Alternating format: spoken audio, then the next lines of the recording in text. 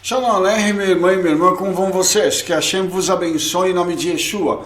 Hoje estaremos falando sobre a Parashá Shoftim e o nosso tema é Homens como Árvores. Vamos começar nas boas novas de Marcos, nos Evangelhos, né? Vamos encontrar um episódio que é desconcertante. Yeshua, ele veio a Betsaida, trouxeram-lhe o cego e imploraram-lhe para tocá-lo. Ele segurou o cego pela mão e o tirou da aldeia. Quando ele cuspiu nos olhos e colocou as mãos sobre ele, ele perguntou se ele viu alguma coisa.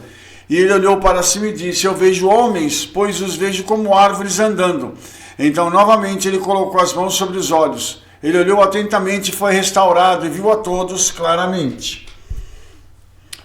Existem várias versões e várias sugestões sobre esse tipo de milagre. Então, entre elas, por que Yeshua usou saliva? Porque Yeshua aparentemente necessitava de um repasse para curar o homem, ou seja, ele não foi curado num primeiro momento, mas no segundo momento a cura veio com plenitude. E o que significa dizer que o homem viu homens como árvores andando? Vamos tentar descobrir isso? Entre os intérpretes bíblicos, diz que esse episódio passa pelo critério do constrangimento.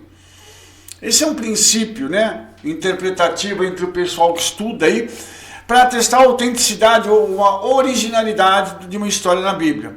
O argumento é que os crentes em Yeshua não teriam inventado uma passagem que registrasse Yeshua precisando de uma segunda tentativa de cura. Anteriormente, nas Boas Novas, está registrado que Yeshua foi incapaz de fazer milagres em Nazaré. Por quê? Yeshua disse-lhes: um profeta não é sem honra, exceto em sua própria terra e entre os seus próprios parentes em sua própria casa. Ele não poderia fazer nenhum trabalho poderoso lá, exceto que ele colocou as mãos em algumas pessoas doentes e as curou. Ele ficou maravilhado por causa de sua incredulidade e deu a volta nas aldeias ensinando. Os críticos, eles têm uma grande preocupação em provar se a Bíblia é verdadeira ou não. E quando eles começam a analisar as várias passagens da vida de Yeshua, os atos de Yeshua e dos demais discípulos, eles têm que colocar isso da seguinte forma: vamos ver se isso aqui obedece aos critérios que nós temos que submetem algo como sendo verdadeiro. Só que a gente sabe que a Bíblia não precisa ser validada por ninguém. O que a Bíblia faz na vida das pessoas é a prova de que ela é a verdade. E uma coisa interessante, que Yeshua só foi impedido de fazer milagres por conta da incredulidade das pessoas. E nós vamos entender por que Yeshua precisou de 2 momentos para curar aquele cego, tá? Então, isso parece também implicar que a medida de cura que uma pessoa recebe é baseada na sua capacidade de recebê-la pela emuná, pela fé. E a gente já viu isso. Eu mesmo já fui usado pelo Eterno para que curas acontecessem instantaneamente. E eu já orei por pessoas que na hora ela não foi curada, mas a cura dela foi gradativa.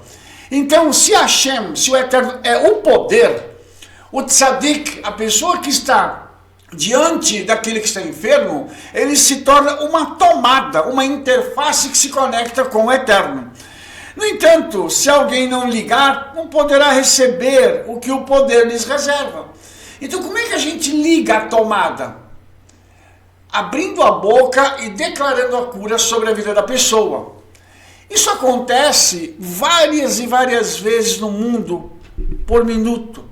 Homens e mulheres de Deus são usados para profetizar, declarar cura, libertação, restauração. Isso acontece da mesma forma com todo mundo? Não. Com cada pessoa, o Eterno tem uma forma diferente de tratar e de agir. E nesse caso, não será diferente. Então, quando a gente examina todas essas perguntas que nós fizemos, vamos olhar para os escritos do Hazal e os sábios do povo judeu. Como é possível, alguém pode perguntar, como os sábios nunca escreveram um comentário sobre as boas novas? Por que eles nunca falaram nada sobre a Brit Hadashah? Na verdade, eles fizeram, mas de forma indireta, tá? Então, essas boas novas, elas estão estruturadas para estarem intrinsecamente ligadas à Torá, como ramos de um tronco. Quando a gente percebe isso, então nós vamos traçar as raízes das boas novas até a Torá. E vamos observar os sábios iluminarem o significado do começo ao fim da Torá às boas novas. Vamos ler Romanos? Shaul diz em Romanos 3, então, que vantagem tem o judeu? Ou qual é o lucro da circuncisão? Muito em todos os sentidos, porque antes de tudo eles foram confiados com os oráculos de Elohim. Olha só que coisa mais magnífica esta. Quando nós falamos dos sábios judeus, tanto os anteriores a Yeshua, como aqueles do primeiro século, do segundo século e em diante, nós vamos ver que nenhum deles faz uma referência direta a Brit Hadashah. E sabe por quê? Porque eles foram ensinados a não fazerem esse tipo de referência para não ligarem Yeshua ao judaísmo como Mashiach. Só que os comentários que eles fizeram, sem citar Yeshua, sem citar a Brit Hadashah, já conectam o fato à pessoa. Isso é muito extraordinário, porque na história nós temos personagens que se encaixam perfeitamente em circunstâncias.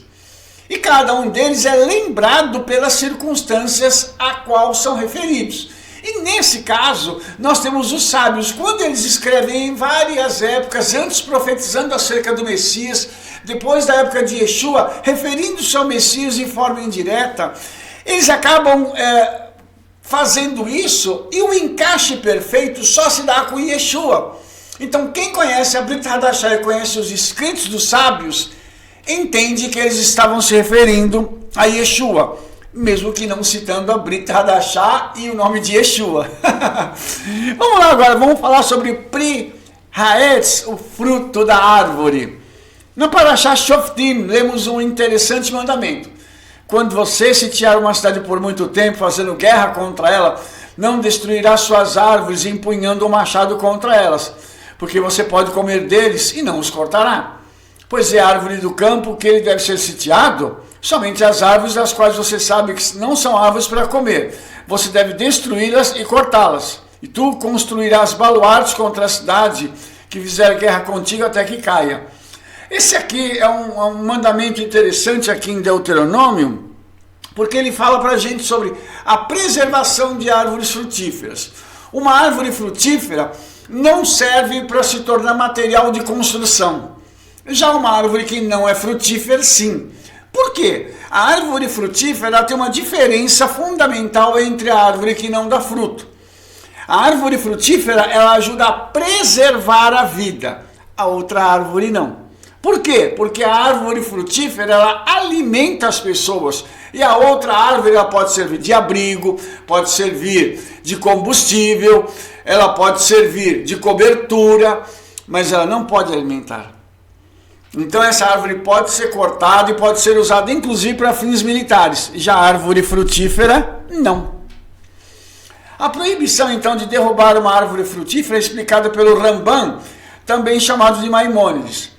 Quando você cercar uma cidade por muitos dias para guerrear contra ela, para capturá-la, você não destruirá suas árvores empunhando um machado contra elas, pois você pode comer delas. Aquele que quebra vasos, rasga roupas, demole um edifício, interrompe uma nascente ou descarta alimentos de maneira ruinosa, transgride a proibição de lo tashrik, não destruam.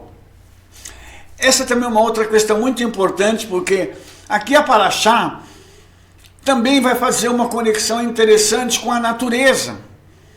Então, existem coisas que nós não podemos fazer. Absolutamente não podemos. Por quê? Porque nós estaremos destruindo a criação do Eterno. E essa criação é que vai manter a nossa vida. Então, na realidade, quando nós paramos para pensar nisso, nós começamos a entender que o Eterno, na sua sabedoria, planejou e deixou determinações para os homens para que eles mesmos preservassem a vida do planeta, para que as suas vidas pudessem ter uma garantia de continuidade. A questão de como a árvore do campo é o homem é incomum. Essa passagem diz algo estranho quando traduzida literalmente. Pois o homem é uma árvore do campo. Puxa vida, o que isso quer dizer? Como assim o homem é uma árvore do campo? Vem a pergunta agora. O homem é uma árvore do campo? O que isso significa e qual é a conexão entre uma árvore e um homem? Rav Arikan comenta: o Ibn Ezra entende o texto em um sentido literal e direto. O destino do homem está entrelaçado com a realidade ecológica mais ampla. Se o homem destrói uma árvore, em certo sentido ele está se destruindo. Assim o verso é interpretado como uma equação do homem com uma árvore frutífera. Então, antes de partir para o espiritual, nós vamos fazer uma colocação aqui a nível da ecologia, tá? Por que as árvores são tão necessárias? Porque as árvores mantêm o planeta Terra com saúde para você poder respirar, para você poder ter água, para você poder ter um ar mais gostoso, para você poder ter comida, para que os animais possam estar gravitando em torno das árvores, inclusive os pássaros, os insetos. Então, as árvores, elas são catalisadores poderosos que ajudam a manter a vida no planeta. E quando alguém destrói uma árvore, está de tabela destruindo o planeta. E quem destrói o planeta está destruindo a si mesmo. Ou seja, é um ato de idiotice. O Reb Nachman diz que a vegetação é um elemento de conexão na criação. Existem então 4 níveis de criação: a mineral, a vegetal, o animal e o humano. O nível da vegetação une toda a criação à medida que ela extrai seu alimento da terra, mineral, e sustenta os níveis mais elevados do animal e humano. Então você percebe o quão é importante o reino vegetal, porque esse reino vegetal extrai do mineral e dá para o animal e para o humano a subsistência dele.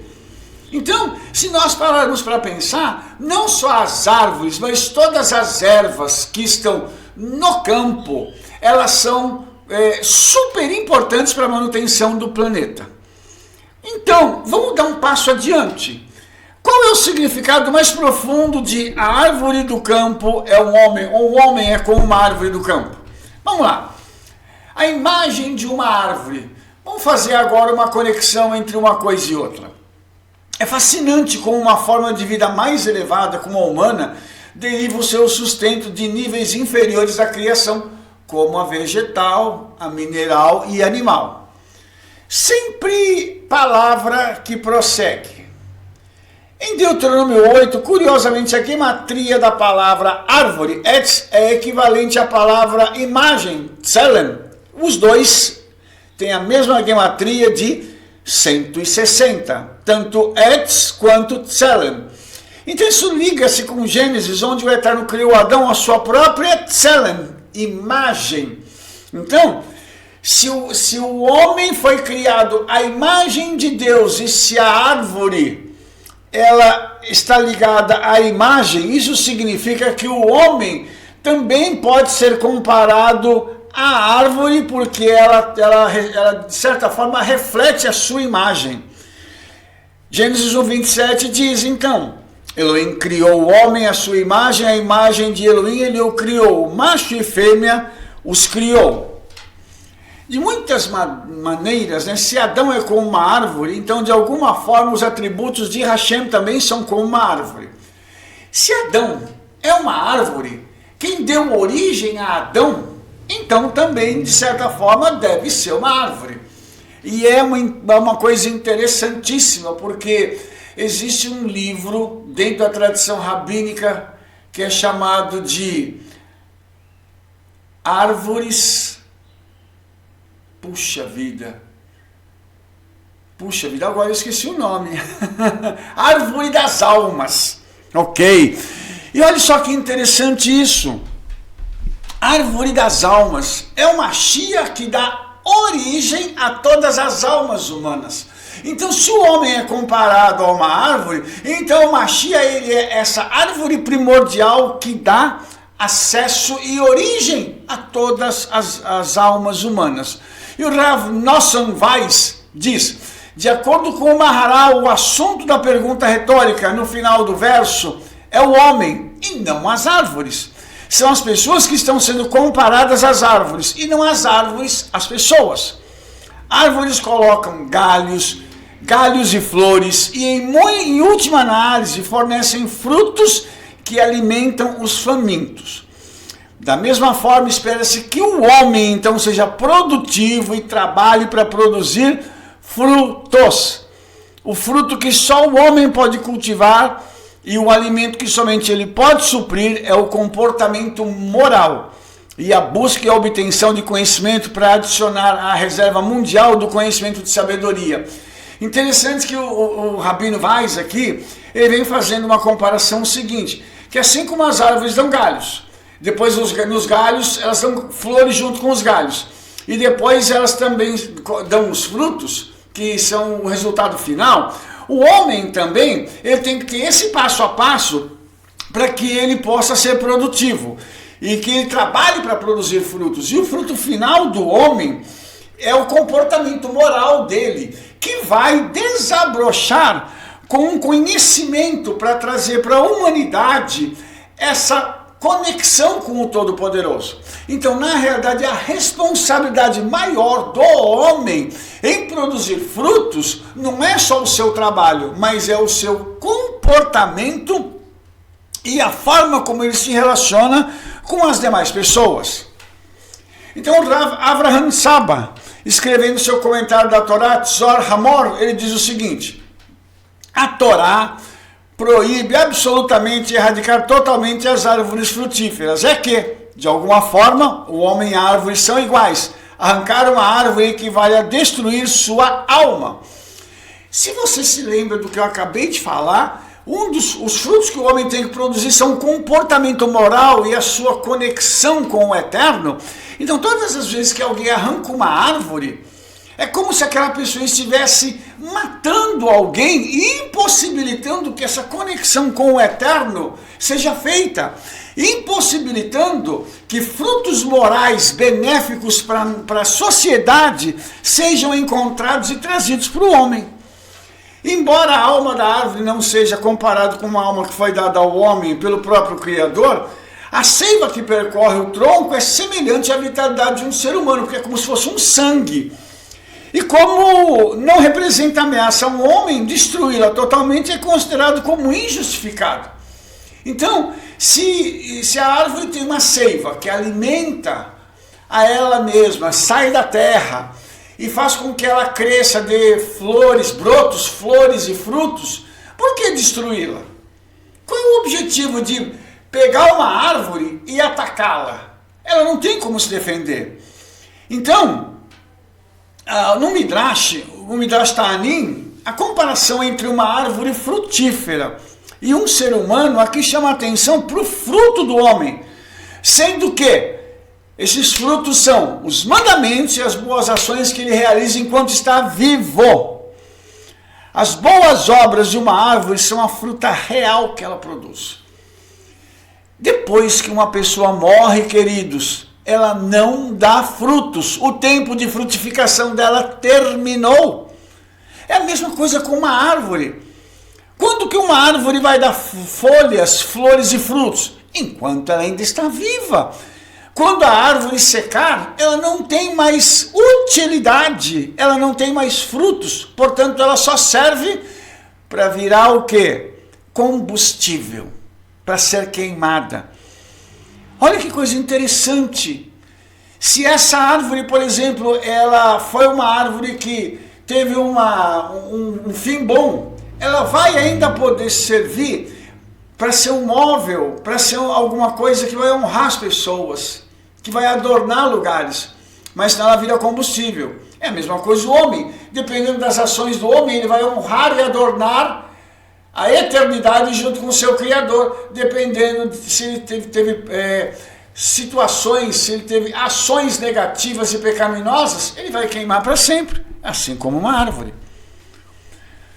Um dos aspectos mais importantes da conexão com Hashem é a Teshuvá, o arrependimento. João, o imersor, pregou o arrependimento a Israel e comparou as árvores aos homens e as ações aos frutos. Nem pensem de si mesmos, temos Abraão por nosso pai, pois digo a vocês que Elohim é capaz de criar filhos para Abraão dessas pedras. Mesmo agora, o machado está na raiz das árvores, portanto, toda árvore que não produz bons frutos é cortada e lançada no fogo. Veja que o Hanan, que é conhecido como João Batista, tá? Ele já faz essa alusão da árvore frutífera sendo lançada no fogo. Mas como assim árvore frutífera lançada no fogo? Porque essa árvore não produz frutos bons. Então ele está falando da Techuvá, ele chamou Israel ao arrependimento para que eles pudessem reconhecer o Messias. Quando uma pessoa não reconhece o Messias, quando ela não reconhece Yeshua, ela não quer saber, o fim dela é virar combustível e ser lançada no fogo. Isso é uma coisa natural, isso não é uma pessoa, é qualquer um dos seres humanos que estiverem sobre a terra, que não quiserem se voltar para o Eterno e para o seu Filho Yeshua. Aí, Yeshua ecoa essas declarações em seu método rabínico de ensinar através de uma machal, uma parábola.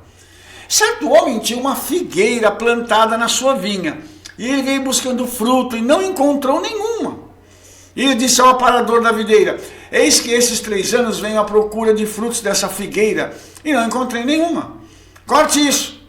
Por que desperdício o solo? Ele respondeu: Senhor, deixe-o em paz também esse ano, até cavar em torno dele e fertilizá-lo. Se der fruto bem, mas se não, depois disso você pode cortá-lo.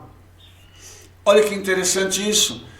Aquele homem sabia que a figueira daria figos.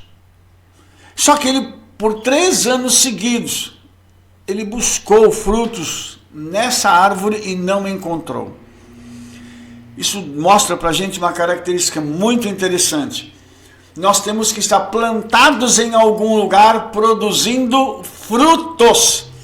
Se nós estivermos plantados em algum lugar e não dermos frutos, o Senhor da terra cortará as nossas vidas pela não produtividade que temos. Isso é uma coisa muito séria de dizer, irmãos, mas essa parábola aqui ela é muito clara no que diz respeito a isso. O Senhor da terra fala para o agricultor: está ocupando o solo, ela está à toa, essa árvore está à toa aí. Quantos crentes, quantas pessoas nós temos que hoje estão em congregações, em sinagogas, em igrejas, que estão ocupando o solo e não estão produzindo nada. Isso é uma realidade. Mas o Senhor da terra hoje diz: eu quero desocupar esse solo para colocar uma outra árvore aqui. Tira essa e lança ela no fogo. Misericórdia. Por isso nós temos que ter cuidado quando nós estivermos na obra do Senhor. Precisamos fazer essa obra de forma confiável e de forma a produzirmos frutos. Caso isso não aconteça, nós estamos fadados a sermos cortados pelo Senhor da terra. O Rav Bahia Ben Asher, em seu comentário da Torá, ele faz referência ao tratado Ta'anit, no Talmud, com uma alusão a esse conceito. Ele diz o seguinte: nossos sábios em Ta'anit 7 interpretam as palavras para você comer dele como uma alusão aos estudiosos da Torá, cujas palavras da Torá são comparáveis ao fruto produzido pelas árvores frutíferas. Se tal como o estudioso da Torá não se comportar da maneira que o estudioso da Torá deveria, abandoná-lo, ou seja, larga esse cara para lá. Amados, esse comentário do Rav Bahia, ele está em linha com o comentário que Yeshua fez. Só que lá Yeshua usa uma figueira, aqui ele usa um sábio da Torá, para dizer que esse homem, ele é como se fosse uma árvore frutífera, ou seja, um sábio tem que sempre produzir conhecimento, sabedoria e ensinar as pessoas. O dia que ele não estiver cumprindo mais esse propósito, abandone-o, corte-o da sua vida. Você está entendendo como isso é sério? Como essas coisas, elas ecoam na nossa alma, no nosso coração com temor e tremor, misericórdia. Por quê, irmãos? Porque cada um de nós necessita estar diante do Senhor, se apresentando a Ele com os nossos frutos, ou então desistimos dessa caminhada com ele. E Yeshua adverte severamente contra isso.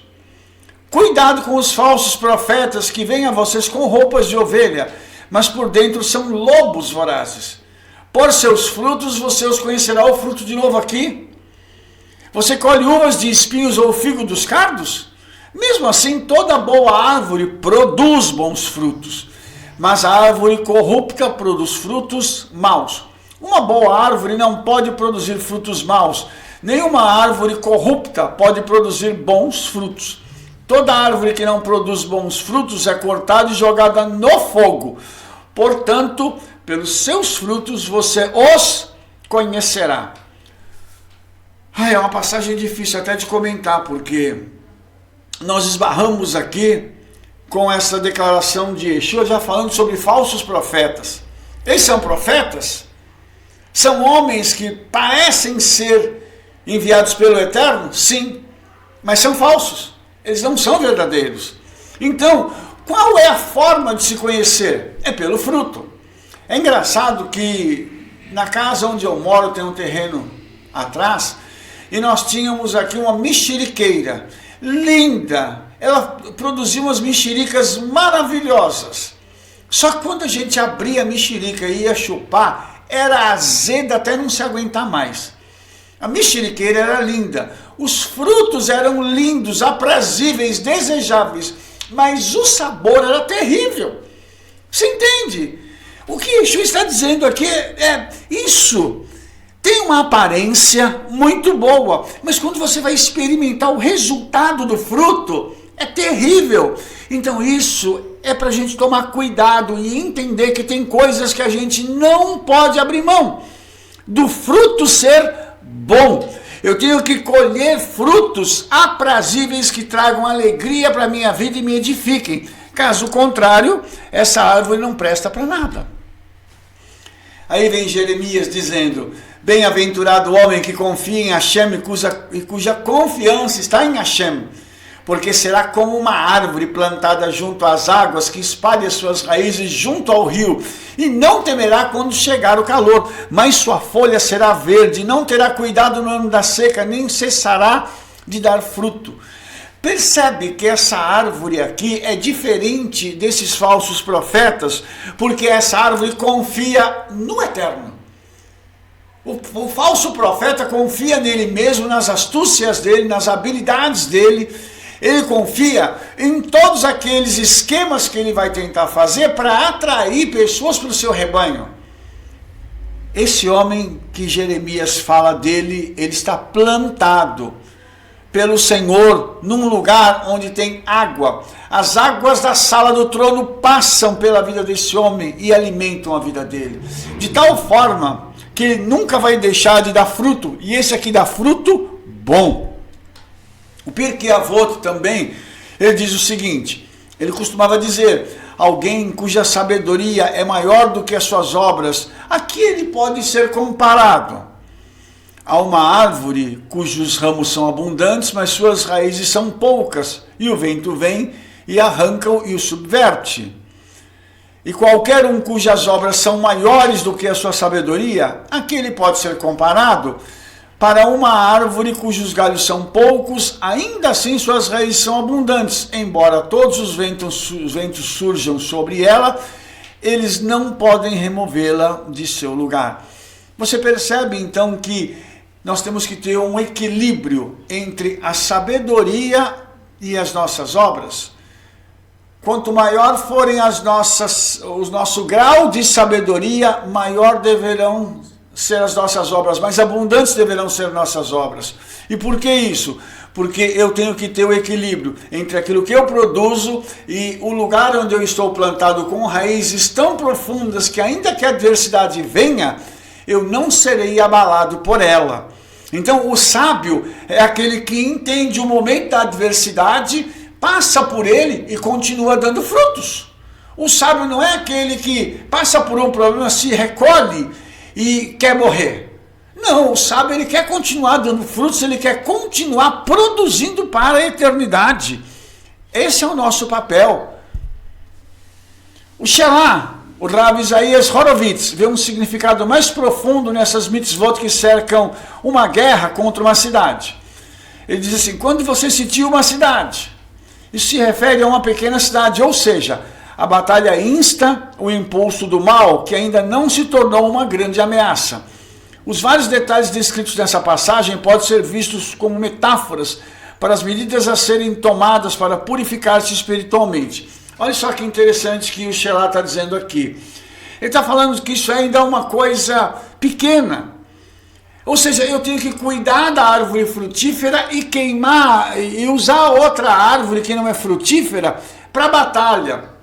Por quê? A árvore frutífera, ela vai me ajudar a que eu me conduza espiritualmente, que eu possa ser alimentado espiritualmente, porque você se lembra que o sábio dá frutos aprazíveis, e eu me alimento do fruto dos sábios. Então eu posso continuar crescendo espiritualmente, me purificando, correndo a minha carreira, me afastando do pecado e buscando uma conexão cada vez maior com o Senhor. Já a árvore que não dá frutos, ela não pode me dar essa dimensão, não pode produzir nada e vai me deixar sempre na mão, podendo produzir para mim apenas um abrigo momentâneo, apenas um pouco de fogo para me aquecer, mas a minha alimentação e a minha vida fica comprometida com isso. Nos Salmos diz assim, os justos florescerão como a palmeira, ele crescerá como um cedro no Líbano, eles são plantados na casa de Hashem, eles florescerão nos tribunais do nosso Deus, eles ainda produzirão frutos da velhice, eles serão cheios de seiva e verde, para mostrar que Hashem é justo, ele é minha rocha e não há injustiça nele. Agora, usando esse salmo como um pano de fundo, vamos começar a responder as nossas perguntas? Por que Yeshua usou saliva? Vamos voltar lá para o princípio da Parashá. Por que Yeshua precisava de um repasse para curar o homem? E o que significa dizer que o homem viu homens como árvores andando? Vamos tentar desvendar isso aqui. Vamos falar do primogênito agora. O Talmud fala do aspecto curativo do cuspe de um primogênito. Há uma tradição de que a saliva do primogênito de um pai cura. Olha só que interessante isso. Salmo 89 diz, ele me chamará, tu és meu pai, meu Elohim, a rocha da minha salvação. Eu também designarei meu primogênito, o mais elevado dos reis da terra. Eu vou manter minha bondade para ele para sempre, e o meu pacto permanecerá firme com ele. Vamos juntar o Talmud com o Salmo 89, para a gente ver que coisa legal que tem aqui. O pai chama o filho primogênito de rocha, de salvação. Ele o designou como primogênito e o mais elevado dos reis da terra. Então o filho, ele é alguém super importante. E o Eterno diz assim, eu vou manter a minha bondade com ele, para que eu possa mostrar ao mundo quem ele é. E aí o Talmud completa que a saliva do primogênito de um pai cura. Aí o que Yeshua fez? Agora o Midrash diz assim, santifica-me todo o primeiro nascente, ou seja, o primogênito. E Rav Natan disse, o santo bendito seja ele, disse a Moshe, assim como fiz de Jacó um primogênito, pois disse, Israel é o meu filho, o meu primogênito. Assim farei o rei Messias um primogênito, como também diz, eu também o designarei primogênito. Então o Midrash agora liga o primogênito, que deve ser santificado, Jacó como a origem das 12 tribos de Israel como primogênito, e o rei Messias como agora o primogênito. Conectando então a Torá, os patriarcas e o Messias. E agora, lá em Colossenses, Shaul diz que Yeshua é o primogênito sobre a criação e o primogênito dos mortos. O Filho é a imagem do Elohim invisível, o primogênito de toda a criação, pois através dele todas as coisas foram criadas nos céus e na terra, coisas visíveis e coisas invisíveis. Sejam tronos ou domínios, principados ou potestades, todas as coisas foram criadas através dele e para ele. Ele é antes de todas as coisas e nele todas as coisas são mantidas juntas. ele é a cabeça do corpo, a assembleia, que é o princípio, o primogênito dos mortos, que em todas as coisas ele possa ter a preeminência. Olha que interessante, então agora Shaul desvendou para a gente o mistério do primogênito. Quem é o primogênito que a Torá fala, o Midrash fala, o salmista fala? Quem é esse primogênito? Agora nós descobrimos aqui que o nome dele é Yeshua. E ele é primogênito em tudo. Antes de qualquer coisa ser criada, ele estava lá. E ele é a origem, por isso ele é o primogênito de todas as coisas. Ele é o primeiro. Por isso ele diz lá no livro de Apocalipse, Anochi ve'alef ve'tav. Eu sou o primeiro, eu sou o Aleph e o Tav, dizendo eu sou o primeiro e sou o último. Ou seja, Yeshua dá início a todas as coisas e Yeshua vai fechar a história da humanidade. Aleluia. Vamos falar agora um pouquinho sobre as duas varas. Talvez ele tenha supercurado os olhos do homem. Ele permitiu que ele visse a realidade espiritual, que Adam, Etz Hassadeh, o homem é uma árvore do campo. Isso parece que permite que aquele homem que foi curado da cegueira tivesse visto isso. E os comentários do Novo Testamento judaico anotados dizem o seguinte: esta representação de uma cura de 2 estágios pode antecipar a recepção de 2 estágios da identidade messiânica de Yeshua. Os discípulos têm uma falta de visão clara. Eles entendem que Yeshua é o Messias, mas eles não sabem o que o termo significa. E eles só compreendem a realidade completa depois da morte de Yeshua. É interessante a gente ver isso, o número 2, né? Conectado com Yeshua, conectado com Israel, e depois a igreja, né, que formam a noiva, e conectado com as 2 fases da vinda do Messias. Ben Yosef, depois Ben David. Isso é muito interessante quando a gente faz essas conexões. E a gente acaba lembrando de uma série de outras coisas, mostrando que aquele homem, então, representa justamente as 2 fases dessa conexão com Israel e a igreja. Primeiro, ele recebe um primeiro toque e ele vê parcialmente. E quando ele recebe um segundo toque, ele vê claramente. É como se Israel tivesse recebendo um toque do Senhor e ele começa a enxergar seus irmãos como se fossem árvores, andando, mas ele ainda não vê claramente. Mas quando ele recebe um segundo toque, aí ele passa a vê-los como eles são de verdade. Então Israel está se conectando com os judeus messiânicos e com aqueles homens e mulheres que amam ao Senhor e amam a Israel, agora de uma forma diferenciada. Há uns anos atrás eles olhavam para nós de forma embaçada. Eles nos viam assim, como se fôssemos através de uma neblina. Só aqueles vultos, e agora eles já nos enxergam de uma forma diferente. Aleluia. Mostrando que a cura de Israel, a cura dos olhos da nação de Israel, que estava cega, agora está em processo de restauração plena, em nome de Yeshua. Essa revelação de 2 estágios é importante na HDE judaica em relação ao aparecimento do Mashiach.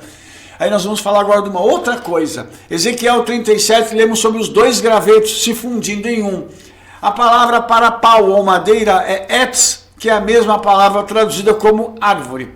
Presta atenção nisso aqui, é muito interessante. Assim diz o eterno Hashem: eis que eu tomarei a vara de Yosef, etz Yosef, a madeira de Yosef, que está na mão de Efraim, e as tribos de Israel, seus companheiros, e os porei com o bastão de Judá, e os farei um pau, e eles serão um na minha mão.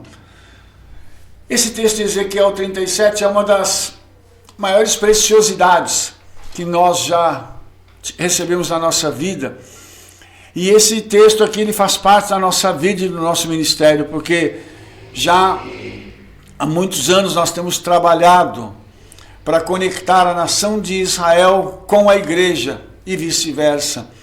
E nós temos tentado juntar a vara de Yosef com a vara de Yehudá, de Judá, e o Senhor tem nos dado graça para que nós ajudemos a abrir os olhos, tanto da igreja quanto de Israel, para que um enxergue ao outro como seus irmãos. Mas isso ainda será uma realidade maior nesses dias, porque aquilo que estava ainda obscuro aos olhos de Israel e da igreja, isso está ficando claro a cada dia, e as varas estão sendo colocadas nas mãos do Eterno, para ele juntar e fazer de dois povos um só. Kol Hator, escrito pelo Rav Hillel Shklover, escreve: no começo da redenção, quando a madeira de Yosef e a madeira de Judá são pedaços de madeira em sua mão, quando ainda estão divididos em dois ao nível do despertar de baixo. Você vê que num primeiro momento essas madeiras estão separadas, então elas ainda não despertaram. Mas no momento da redenção completa, quando os dois pedaços de madeira se tornam um na minha mão, na mão do Eterno, então os Meshirim, os enviados, serão como dois amigos inseparáveis. Já imaginou Israel e a igreja grudados, unidos como dois irmãos que não se largam, dois amigos que não se separam? Eles terão se tornado um. Terão se tornado o rei Mashiach, que está no nível do amigo confiável do Redentor final, Moshe Rabbeinu, que ele descanse em paz.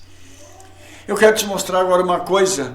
Yeshua vem para unificar tudo isso, Israel e a igreja.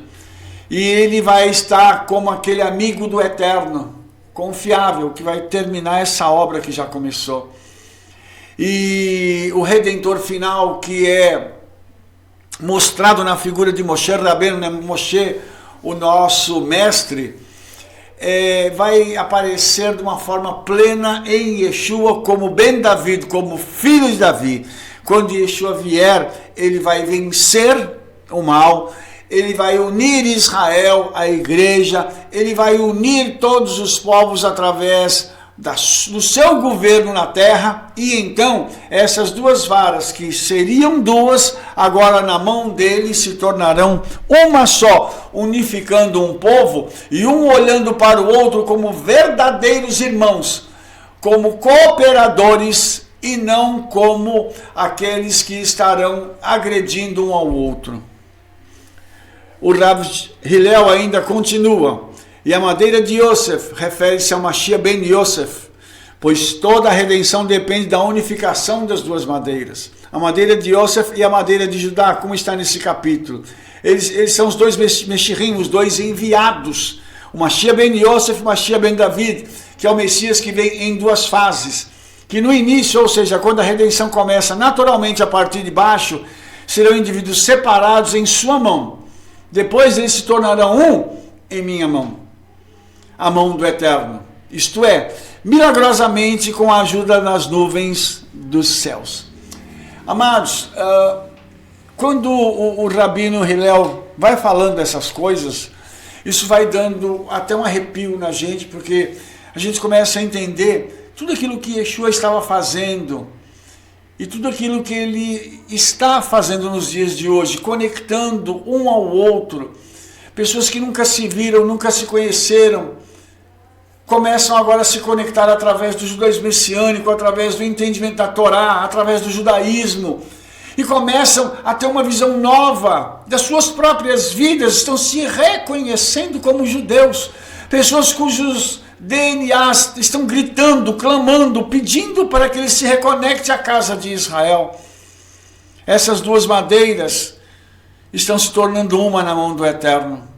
E a história está convergindo para um ponto tão interessante, que hoje, se alguém se levanta contra Israel, já existem milhões de pessoas, e eu me incluo nesse número, que se levantar contra Israel, nós somos capazes de pedir para viajar para Israel, para lutar por Israel. E você sabe por quê? Porque nós consideramos a nação de Israel o nosso próprio povo. Eles são nossos irmãos, ainda que não nos reconheçam como tais, mas nós somos irmãos. E nós já os reconhecemos e os amamos profundamente. Por isso, a gematria, né, da palavra Etz Yosef é igual à palavra Yeshua. O nome de Yeshua de Nazaré, como ele é conhecido hoje em Israel. Isso é muito interessante também, porque a vara de Yosef, ela se conecta a Yeshua HaMashiach, aquele que veio para morrer e para ascender aos céus, para depois retornar como Yeshua ben David, o Redentor final, aquele que trará a glória à nação e ao reino de Israel para todos sempre. Então, o Midrash Tanhuma comenta também sobre a nossa porção da Torá, dizendo o seguinte: você deve oferecer paz, referindo-se ao rei messiânico Mashiach, que lhes oferecerá paz, como afirma, e ele oferecerá paz às nações e o seu governo será de mar a mar. Isso acontecerá no milênio, irmãos, quando Yeshua tiver esse governo, ele vai oferecer a todos os povos que ainda estiverem vivos naquela época no milênio, a paz, através dele, através do seu governo. Todos aqueles que se submeterem a Yeshua terão Shalom. E aí, eu gostaria de mostrar uma outra coisa para você que é muito interessante também. A alma do Tzadik é como uma grande árvore que contém todos os 600 mil Neshamot, as almas de Israel. O Reb Nachman diz: os alunos compartilham a mesma raiz espiritual do mestre, embora dependam dele como ramos de uma árvore. É interessante a gente ver isso, né? Porque do Egito saíram 600 mil e a gente vai perceber que todas essas almas que saíram do Egito, eles eram como galhos de uma grande árvore chamada Yeshua. Uma árvore que apareceu para eles de várias formas, como uma nuvem, como uma coluna de fogo. Apareceu para eles como aquela rocha que os seguia no deserto, que apareceu para eles suprindo todas as necessidades. Ou seja, a árvore nunca abandona os seus ramos. A árvore sempre tem a seiva para poder alimentar e permanecer com vida os seus ramos. E Yeshua nunca vai te abandonar, e Yeshua nunca vai te deixar, e quando chegar um momento crucial de sua vida, Ele estará lá, para te dar a vitória e o livramento, porque Ele sabe que eu e você fomos enxertados e conectados nele, e ninguém pode nos arrancar dele, a não ser Ele mesmo. Baruch Hashem. O comentário de Breslov também diz o seguinte: encontramos nos escritos do Ari que todas as almas estão enraizadas na alma do Tzadik, do justo, como Tzadik sendo como o tronco de uma grande árvore, e todos os seus seguidores, seus diferentes ramos, galhos e folhas. Oh, meu pai, que coisa linda! De quem você acha que o Ari está falando aqui? Ele está falando do Tzadik, o justo. Quem é o justo? É Yeshua. Você percebe então que o Ari está fazendo um comentário indireto sobre Yeshua, falando que Yeshua então ele é essa árvore das almas de toda a humanidade, a quem todos aqueles ramos diferentes, galhos e folhas estão conectados, os seus seguidores no mundo inteiro. Olha que coisa tremenda essa. E o Reb Nachman diz o seguinte: ele é a raiz abrangente de todas as almas judaicas, e elas são as extensões que recebem dele. Amados, se isso aqui não se encaixa em Yeshua, eu não sei em quem encaixa, não. Meu pai, isso é algo tremendo. Por isso, irmãos, eu quero afirmar mais uma vez o seguinte: os nossos sábios, os rabinos, eles falaram de Yeshua indiretamente porque não podiam citar Yeshua, não podiam dizer nominalmente que essa raiz abrangente se chama Yeshua, que essa árvore do qual eles estão falando é Yeshua, mas eles estavam certamente se referindo a Yeshua, e isso é algo fantástico, mostrando que, mesmo de forma velada, eles têm falado durante séculos a fio acerca de Yeshua. Então, em João 15, Yeshua se compara a uma videira, uma vegetação, o conector dos mundos superior e inferior, a fonte espiritual dos ramos, os discípulos. Ele diz assim: eu sou a videira, você, ou vocês, né, são os ramos, aquele que permanece em mim ou nele estará muito fruto, pois sem você, ou sem mim, nem nada podeis fazer. Então aqui, irmãos, nós temos algo também, um conceito surpreendente, que é o bitul, a autoanulação. Não é a minha vontade, mas a sua vontade será feita. Ou seja, quando eu estou em Yeshua, eu abro mão da minha vontade para que a vontade dele seja feita. Não sou eu que vivo, mas o Mashiach vive em mim.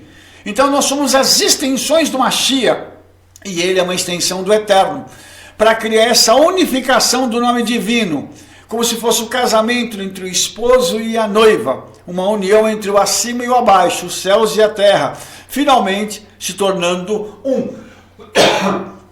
Por isso, nós devemos nos conectar ao ramo de Davi, que também é a sua raiz, como Yeshua disse, né? Eu sou a raiz, a descendência de Davi. Baruch Hashem, espero que você tenha gostado do nosso vídeo. E se você gostou, favorite aí, dê um like, clica no sininho para você receber as nossas recomendações. E fala para todo mundo do trabalho que nós estamos fazendo. Nós nos vemos logo no nosso próximo vídeo. Não perca. Shalom, shalom, Shavuot Tov, Beshem Yeshua Mashiach. Amém, ve amém.